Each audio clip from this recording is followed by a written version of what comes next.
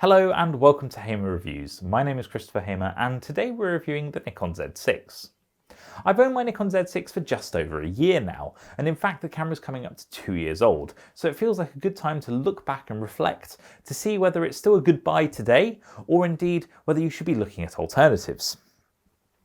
When Nikon launched the Z6, it was very much their first foray into full-frame mirrorless cameras. They launched it alongside the Z7, and the main differences between the two was the sensor, where the Z6 has 24 megapixels and the Z7 has 45. The body in many ways is the same, however there were subtle differences. The video modes in the Z6 were enhanced, the Z7 had a slower shutter, so you could only take a few frames per second, whereas the Z6 will manage up to 12. And there were various other small tweaks, but overall they are the same camera. And that's really good because in terms of ergonomics and build quality, these are fantastic. They're built extremely well, with the Z6 feeling fantastic in your hand. I still think the ergonomics of Nikon cameras are some of the best in the business. And I had the EOS RP before this, and I didn't enjoy the menu system where the buttons were located on the body and how the grip felt. To me, the Z6 is a huge improvement on something like a Canon EOS RP or EOS R. That being said, Nikon does have a long history of producing very ergonomically friendly cameras. In fact, I've owned everything from the D1, the D300, 600, etc., and I've used most of their professional series over the years to know that this is simply an iteration of those cameras, and that's a really, really good thing.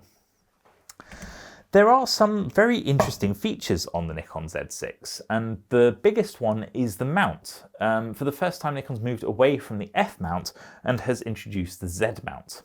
Now, the Z mount is much larger than the F mount and has a much more enhanced feature set, which means that the new lenses, such as the 24-70 f4S, which was introduced alongside the Z6 and Z7, have various features that older F mount glass simply doesn't.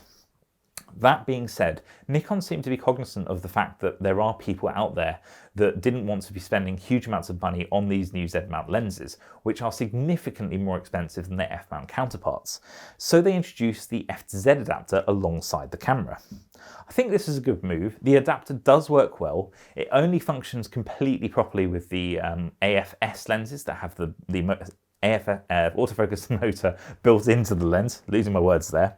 But it does allow you to mount all of Nikon's old manual focus camera lenses, and they'll work perfectly with the Z6 and Z7.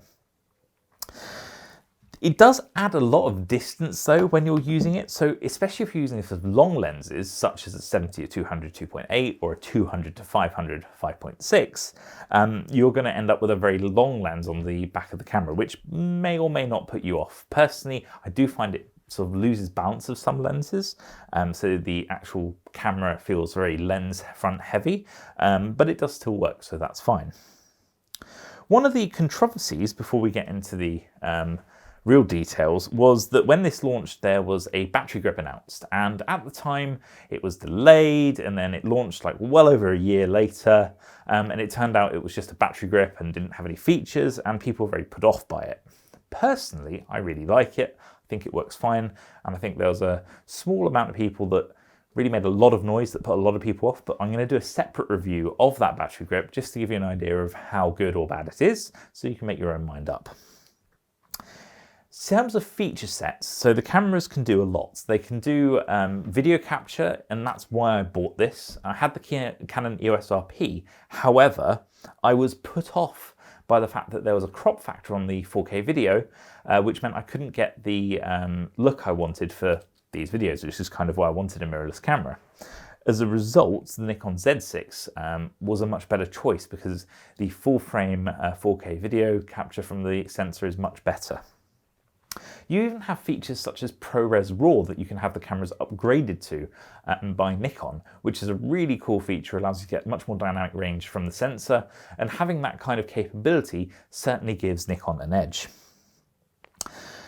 The autofocus was another controversial point when the camera launched. I think people were a bit put off by the phase detect and contrast detect autofocus system that's built into these. It has 500 autofocus sensors, essentially points on the sensor, but I think that over the years, Nikon has really improved the camera's firmware, which has also improved the autofocus system, to the point that today I think it's very capable and very comparable to the DSLRs that Nikon had before.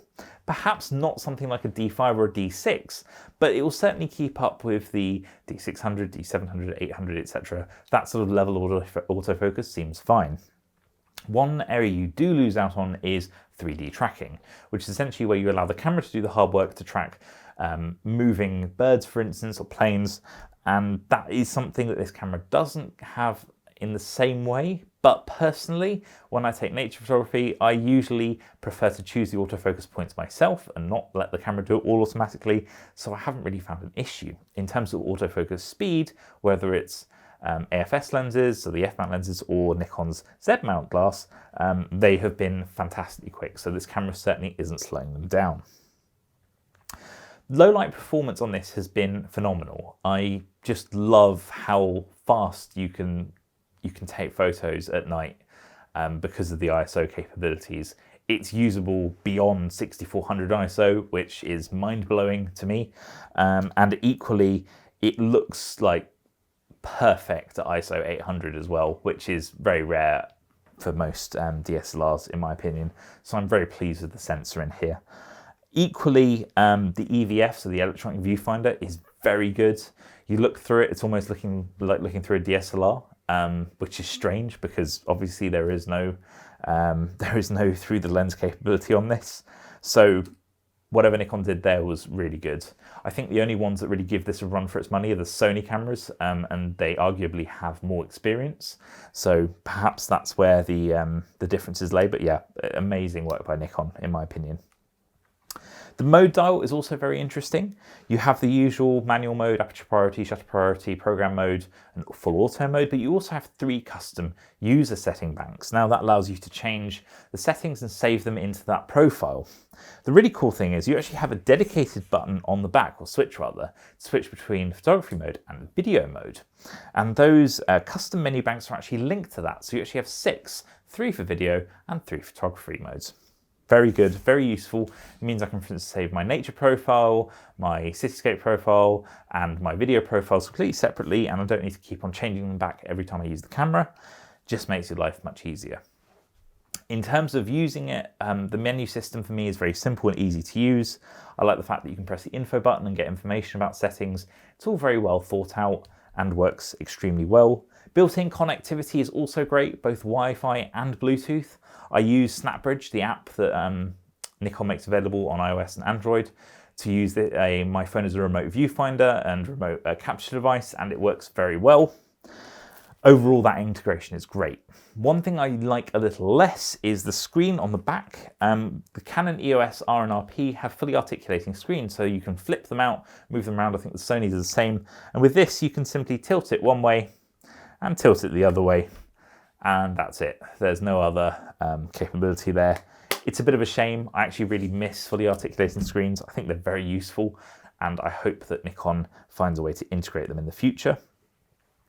The body does feel good though, and it is easy to use. So in my opinion, this is a really capable camera, and I'm glad that Nikon did spend as long as it did working its mirrorless cameras out, because I think that they have a tendency to rush things sometimes. So it's good to see they spent the time to come out with a really good product. I think the camera is still very capable today, and even with the rumored Z8 or Z9 coming along soon, I do think this is still a good buy today. The price has come down so much over the past year. I think it's now at around £1,200.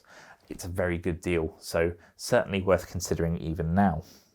I've also reviewed most of the Z-mount lenses that I own for this, so the 14-30, 50mm and the 24-70mm lenses, so do check out those videos if you're interested in more similar content.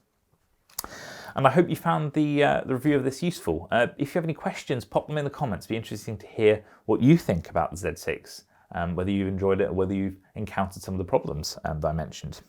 Equally, give this video a thumbs up, and if you haven't already, please do subscribe. Thank you very much for watching, and I hope to see you again next time. Goodbye.